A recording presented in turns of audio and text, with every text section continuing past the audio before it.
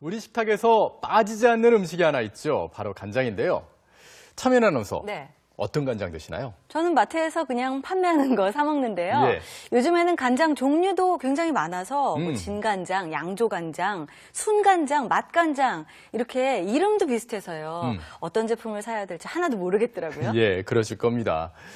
이 간장에 대해서 정말 잘 알고 사시는 분들은 얼마 안 계실 거예요. 그런데 혹시 산분해 간장이라고 들어보신 적 있으십니까? Y리포트 오늘은 이 산분해 간장에 대해서 알아보겠습니다.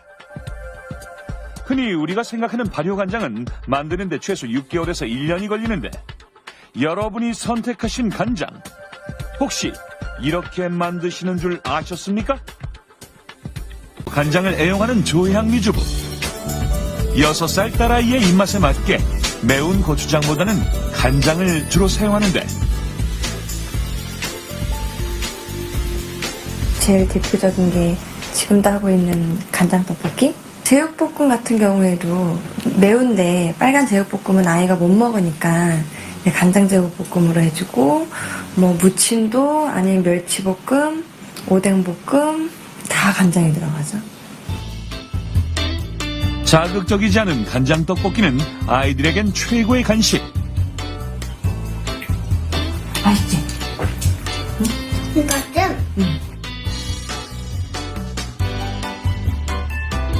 주부는 어떤 간장을 쓸까?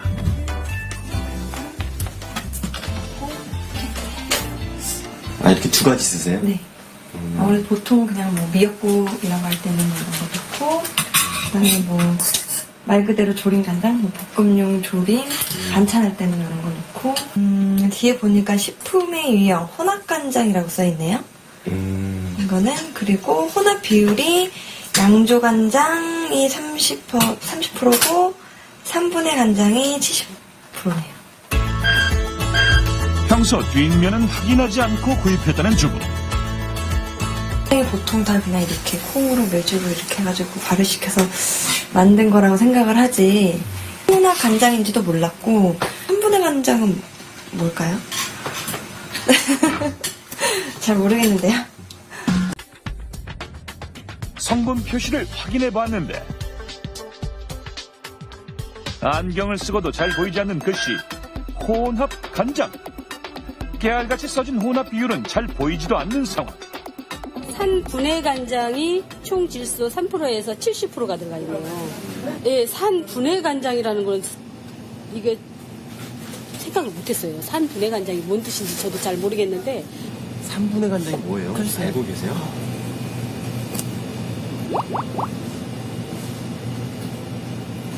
뭔 뜻인지 모르겠어요. 산분해 간장. 무슨 뜻인지 모르시겠어요? 예, 산분해 산성적으로 간장. 산성화되는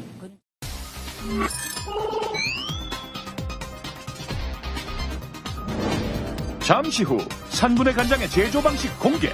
충격이에요. 무서운 거잖아요, 사실. 어쨌든 화학 재료상으로 들어가는 간장이 있다 이런 말씀이잖아요. 가족들한테 이걸 음식을 내서 먹였다는 것 자체가 잠깐 조금 충격이 됩니다. 전문가는 소비자가 착각을 하고 있다는데 맛의 포인트가 달라요. 그것을 모르고 우리가 소비를 하고 있다는 거, 소비자한테 가르쳐 줘야 될 것은 바로 그 부분이죠. 지금 먹으면 그걸 다 맛있다고 이야기를 해요. 따뜻한 물에 간장을 타서 먹어보면 그 간장 맛이 어떤가를 분명하게 알 수 있죠. 그렇다면 혼합 간장은 어떻게 만들어지는 걸까?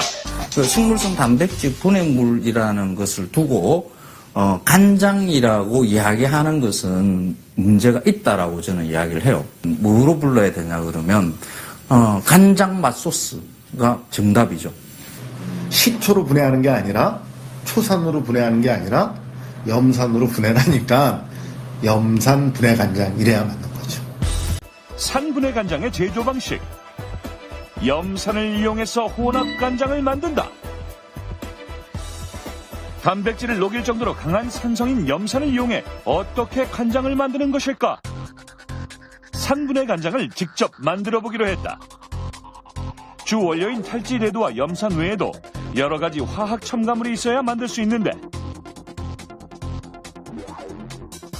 탈지대두에 염산을 붓고 서로 잘 혼합되도록 섞어준다. 그 후 가열을 하면 아미노산이 생성되면서 탈지 대두는 검게 변하는데, 염산으로 인해 산성도가 높아진 탈지 대두에 알칼리성 물질인 탄산수소 나트륨을 넣어 중화를 시켜주고, 여기에 탈취제 역할을 하는 활성탄을 넣어 냄새를 없애준다. 건더기와 용액을 걸러내면 염산으로 분해한 아미노산액을 얻을 수 있는데, 여기에 마지막으로 색을 내기 위한 캐러멜 색소를 넣고 맛과 향을 내는 화학 첨가물들을 넣으면 3분의 간장이 완성된다. 이렇게 만든 3분의 간장은 겉모습만 봐선 시중에서 판매되는 간장과 차이가 없다. 시중에 나온 혼합 간장들은 3분의 간장과 양조 간장이 적정 비율로 섞여 있는 것으로 3분의 간장에 양조 간장이 단 1%만 섞여 있어도 혼합 간장이라고 분류할 수 있다는데, 제일 중요한 거는 소비자들의 인식 전환이에요. 소비자들이 몰라요. 간장이 뭐 중요한데, 뭐 여기 뭐가 들어가 있는데 몰라요. 하고 싶은 내용들은 아주 적은 글씨로 나와 있고요.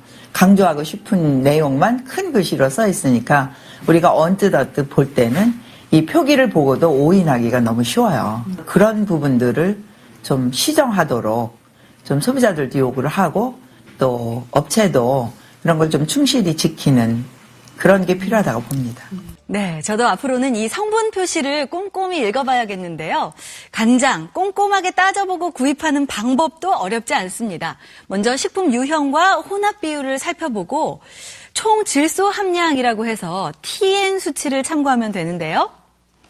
이 TN 수치는 콩에서 나오는 단백질과 아미노산의 총량을 계산한 것으로 네. TN 수치가 높을수록 영양가도 높고 감칠맛도 난다고 하네요. 예, 그렇습니다. 제 옆에 이 표에서처럼요, 이 TN 수치가 1% 이상이면 표준, 1.3% 이상이면 고급, 그리고 1.5% 이상은 특급으로 분류가 되는데요. 감칠맛 나는 간장을 원하시는 분들 참고하시면 좋겠네요. 네. 이번에는 간장 속 유해 물질에 대한 이야기입니다. 여러분은 어떤 간장을 드시고 계신가요? 국내 간장 시장의 규모는 2012년을 기준으로 약 2,095억 원대. 우리의 식생활에 빠질 수 없는 조미료 간장. 한국인의 하루 간장 소비량은 10.4g으로 평생 동안 먹는 간장의 양만 약 0.3톤. 그런데 간장 속에 유해 물질이 있다. 시판되는 간장에서 암을 유발하는 물질이 함유되어 있는 것으로 실험 결과 드러났습니다. 이번에 검출된 발암 물질은 간장과 MCPD는 생쥐를 대상으로 한 실험에서 투여했을 때 치사율이 50%에 이를 1996년 우리나라는 3분의 간장 속에서 3-MCPD라는 물질이 검출돼 큰 혼란을 겪었다. 당시 세계보건기구 기준치인 EPPM보다 무려 25배나 많은 양이 검출됐는데, 간장 제조 과정 중에서 생성되는 오염 물질인 3-MCPD.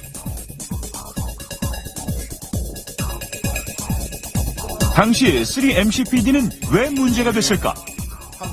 세계보건기구에서 또는 세계 암연구소 이런 데서 암을 일으킬 수 있는 가능 물질 또는 추정하는 거예요. 그렇다고 암을 일으켰다? 이거 없어요. 그래서 이게 논란이 많아요. 그런데 우려의 목소리도 있다. MCPD 같은 경우에서는 사람에게 독성을 나타낼 가능성이 충분히 있다고 생각합니다. 낮은 농도라고 해서 결코 안심할 수 있는 것은 아니라고 하는 거죠. 동물성 발암물질 이미 분명하고 이제 사람에게서 안 발생될지 이런 부분들이 아직은 이제 확증된 상태는 아니고요. 사람에게도 그냥 가능하다, 암 발생 물질이다라는 것들이 국제암연구소 IARC이라고 얘기하는데 여기서 입증이 됐기 때문에 2013년도 국제암연구소는 3-MCPD를 발암 가능 물질로 규정했다. 식약처의 허용 기준치 0.3ppm은 엄격하게 지켜지고 있을까? 시중에 판매되는 혼합 간장을 점검해 보았는데 과연 혼합 간장 속 3-MCPD 함량은? 국제공인시험기관에 3-MCPD 함량을 의뢰했다. 암을 일으켰다? 이거 없어요. 결코 안심할 수 있는 것은 아니라고 하는 거죠. 간장 속 3-MCPD 점검 결과는 식약처에서 고시한 3-MCPD의 잠정 허용 기준치는 0.3ppm. 그런데 한 개의 제조사 제품이 0.42ppm으로 기준치를 초과했고 나머지 5개 제조사의 제품은 식약처의 잠정 허용 기준치를 넘지 않았다.